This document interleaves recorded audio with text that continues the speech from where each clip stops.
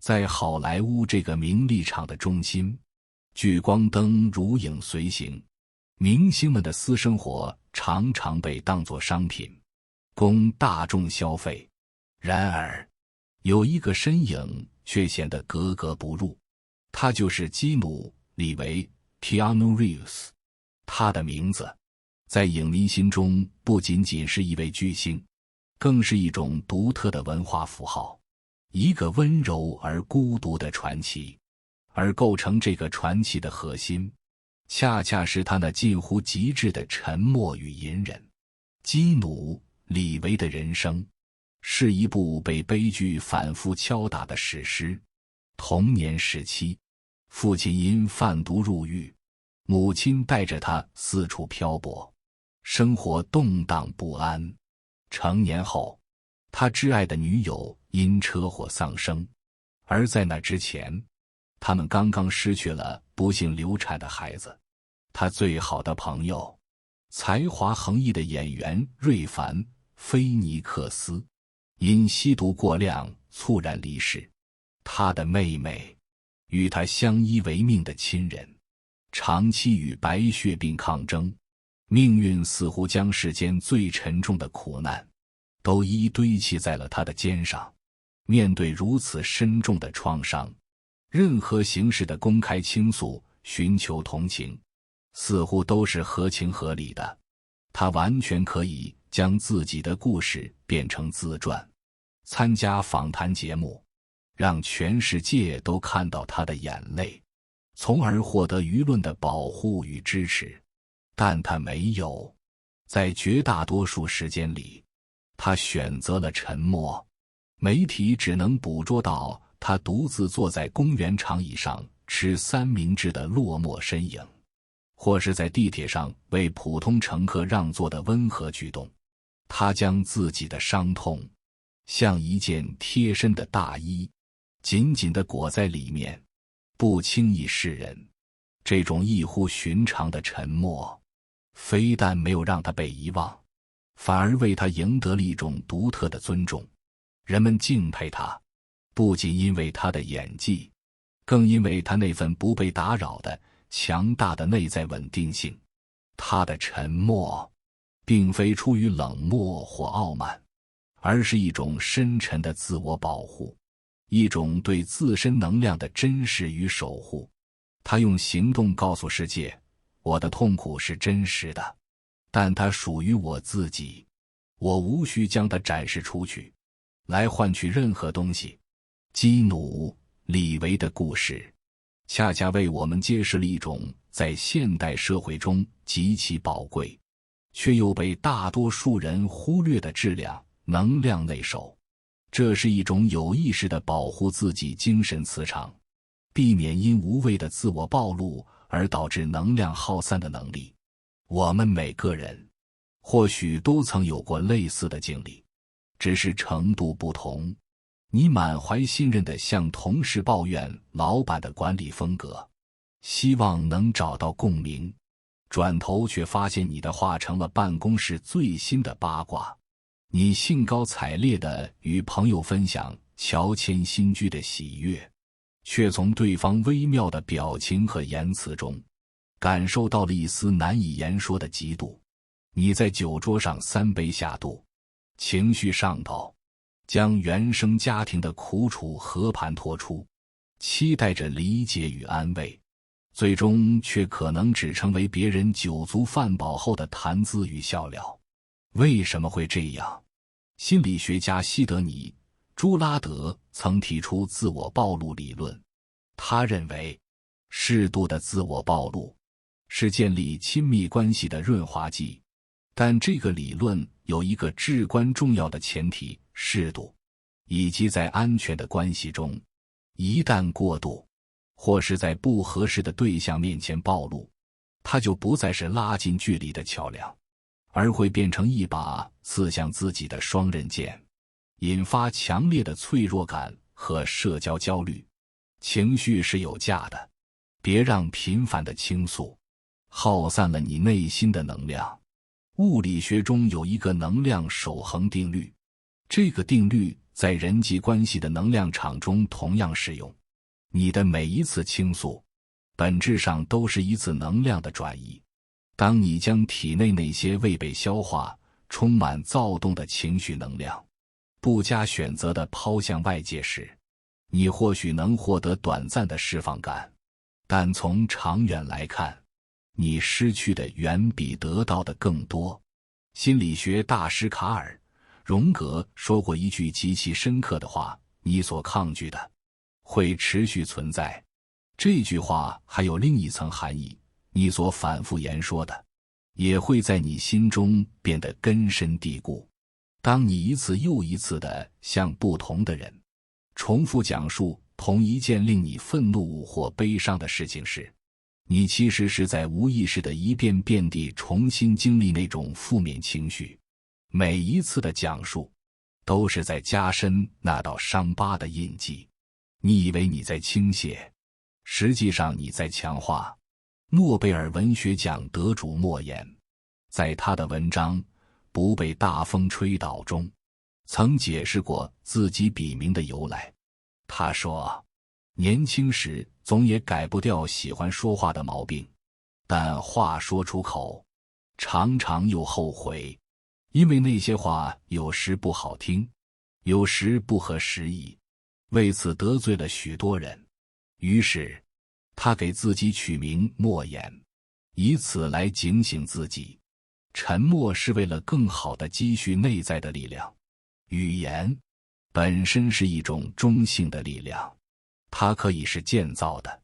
也可以是摧毁的。当它以一种深思熟虑、充满智慧的方式被运用时，它可以疗愈，可以启迪；但当它仅仅以倾泻为目的时，便会让我们内在的能量失去积蓄的空间，如同一个四处漏气的气球，永远无法饱满。事已密成，别在行动之前就用语言预知了所有的快感。除了情绪的耗散，过度的自我暴露还会悄悄偷走我们实现目标的动力。哈佛大学的脑科学研究发现，当人们公开谈论自己的目标时，大脑中负责奖励的区域会被激活，释放出令人愉悦的多巴胺，其感觉与真正获得食物或金钱奖励时非常相似。这就引出了一个有趣的心理学现象：替代性满足。当你兴致勃勃地向所有人宣布我要在3个月内减掉20斤，我准备辞职去环游世界，我一定要考上某某大学时，你的大脑在某种程度上已经被你欺骗了。他提前体验到了目标达成后的那种虚幻的被赞美和认可的成就感，而这种替代性满足会极大地降低你后续的实际执行力，因为从生理层面，你已经奖励过自己了。美国作家德里克·西弗斯在他著名的 TED 演讲《不要公开你的个人目标》中，一针见血地指出，一次又一次的实验证明，那些将目标保密的人，比那些将目标公之于众的人，更有可能实现它们。因为沉默保护了目标与现实之间的创造性张力，这种张力才是驱动我们克服困难、持续行动的根本动力。拳王泰森年轻时曾多次在赛前采访中口出狂言，反复宣称要如何轻松地击倒某位重量级冠军。结果，对手根据他的话，提前研究并部署了针对性的战术，成功地反击了他。泰森事后坦诚，那时候我光顾着说话，而忽略了最应该做的专心训练。反观那些真正高能量的实干家，他们往往是安静的。雷军在创办小米初期，对团队说：“我们得静悄悄地干，输了就当没干过。”这不是胆怯，而是一种极高的智慧，一种高手的自我保护。他们深知，真正的胜利，是在无人关注的角落里，通过无数个日夜的艰苦努力换来的，而不是在对外的喧嚣和解释中浪费宝贵的时间与心力。沉默是金，在复杂的世界里，让结果为你说话。苹果公司的创始人史蒂夫·乔布斯是将保密哲学发挥到极致的大师。在 iPad 的研发初期，他为整个团队设立了一个高度机密的实验室，所有参与者都必须签署严苛的保密协议，甚至不能向最亲密的家人透露自己正在从事的项目。更绝的是，他将工作进行了极致的模块化分割。负责芯片的工程师只知道自己在为一款新产品的触控功能工作，负责设计外壳的员工只拿到一堆没有任何标识的尺寸数据。直到 iPad 发布会那天，当乔布斯从牛皮纸袋中拿出那个惊艳世界的产品时，台下的大多数参与者才恍然大悟，原来我们一起造的是这个东西。乔布斯为何要如此严防死守？这背后契合了心理学上著名的破窗效应。一座建筑，如果有一扇窗户破了，没有及时修复，那么很快就会有更多的窗户被人砸破，整个环境会迅速失控。秘密也是如此，只要泄露出去一点点风声，敏锐的竞争对手就可能根据这蛛丝马迹推测出苹果的整体研发计划，从而做出防守甚至超越的举动。在人际关系中，这个效应同样适用。你今天无意中泄露的一句最近在考虑换工作，转头就可能被演绎成他是不是要被裁员了。你昨天随口抱怨的一句伴侣最近情绪不太好，没过几天，流言就可能变成他们的婚姻出了严重问题。天底下没有不透风的墙，你以为的坦诚与滔滔不绝，最终都可能变成刺向自己的刀刃，成为别人拿捏你的把柄。那么在日常生活中，我们该如何练习能量内守，学会少聊自己，从而更好地保护自己的精神磁场呢？这并非要我们变成一个孤僻、冷漠、不近人情的人，而是要学会有选择、有智慧地进行沟通。首先，我们要练习延迟满足。当你有一个宏大的计划时，先别急着发朋友圈昭告天下，把它写进你的备忘录，锁起来，然后分解成一个个可以执行的小步骤。当你完成了一个阶段性成果，比如连续健身21天打卡完成，再去分享这份由行动带来的真实的喜悦。其次，在对话中，试着把倾诉欲转化为倾听力。当朋友向你诉说困境时，克制住分享我也遇到过类似事情的冲动，把它改成一个真诚的反问，听起来真的不容易。你当时是怎么应对的？这不仅能让对方感受到被尊重，也能让你避免陷入无意义的比惨或自我暴露。有时候，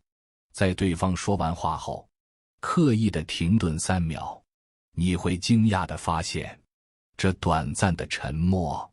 往往会鼓励对方说出更深层次的想法。最后，我们要学会筛选自己的社交圈，有意识地远离那些能量吸血鬼。如果你的聊天对象开口闭口总是离不开抱怨、指责、嫉妒等负面词汇，那么你唯一能做的就是像崔永元所说的，先从这片泥沼里把自己的脚拔出来，因为负能量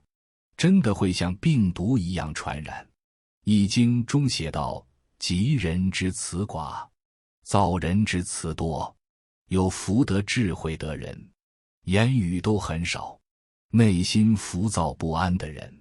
话才会很多。一个人越懂得沉默的价值，就越能守护住内在的澄澈与安宁。正如锋利的刀刃，只有藏于刀鞘之中时，才最具威慑力；能量，也只有守在心里时，才最为厚重，最有分量。愿我们都能学会这份能量内守的智慧，在喧嚣的世界里，做一个安静而强大的人。